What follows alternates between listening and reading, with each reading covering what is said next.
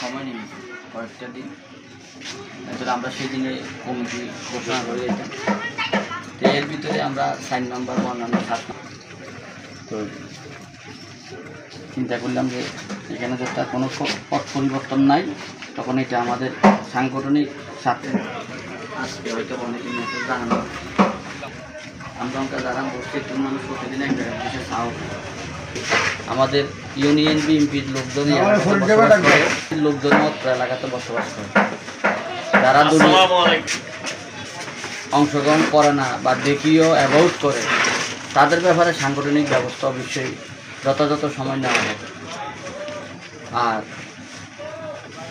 হয়তো বা দাওয়াত দিতে ভুল হয়েছে, ব্যবসা হয়েছে, সেই জন্য অসুবিধা নেই। ভবিষ্যতে আমরা দরকার হলে এই ওয়ার্ড কমিটি যখন হইব তখন আমরা পরিচিতি সভা করব, তখন সাংগঠনিক সভা হবে। সাংগঠনিক সভা এবং আমার 4 নম্বর ওয়ার্ডের সহকর্মী ভাই এবং দলের অন্যান্য যুবদল, ছাত্রদল, স্বেচ্ছাসেবক দল এবং অঙ্গ সংগঠন অভিমত প্রকাশ করার জন্য বিশেষ অনুরোধ করছি। কাপ্তাই উপজেলা বিএনপির সকল সদস্যবৃন্দ এবং উপজেলার সকল নেতৃবৃন্দকে আমার পক্ষ থেকে আন্তরিক শুভেচ্ছা ও অভিনন্দন।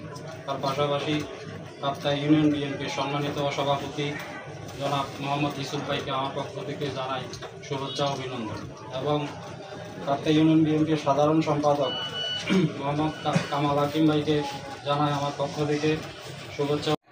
কবির ভাই আছে, সাংবাদিক সাহেব আমাদেরকেও অনেক সময় সাংবাদিক হিসেবে পরামর্শ দিবে বা বুদ্ধি দিবে, আমরা চেষ্টা করব এগুলা সাকসেস করার জন্য কি আপনাদের বুদ্ধি পরামর্শ অনুযায়ী আমরা সামনে আগানোর জন্য কীভাবে গুছিয়ে আনতে পারি, এই বলে আমার বক্তব্য শেষ করলাম। আসসালাম। সাংগঠনিক সম্পাদক পোস্ট, এই পোস্টগুলো কিন্তু কারো ব্যক্তি সম্পদ মনে করবেন না। এই পোস্টগুলা কিন্তু আমাদের জাতীয়তাবাদী দলের পোস্ট। দুঃসময় হাল ধরার জন্য, দলের সাংগঠনিক কাজ করার জন্য আপনাকে এই চেয়ারগুলো দেওয়া হয়েছে। এবং সকল সহযোদ্ধা, সহকর্মী, সহপাঠী, ওয়ার্ড কমিটি কল্পে সুপার 3 পরিচিতি সভার সভাপতি, সেক্রেটারি, সাংগঠনিক সম্পাদক যে 3 জন নির্বাচিত হয়েছেন, সবার প্রতি আমার উদার্ত আহ্বান থাকবে এটাই, এই ওয়ার্ডটা নির্বাচনের জন্য একটা সুশৃঙ্খল শহীদ জিয়ার আদর্শের ওয়ার্ড।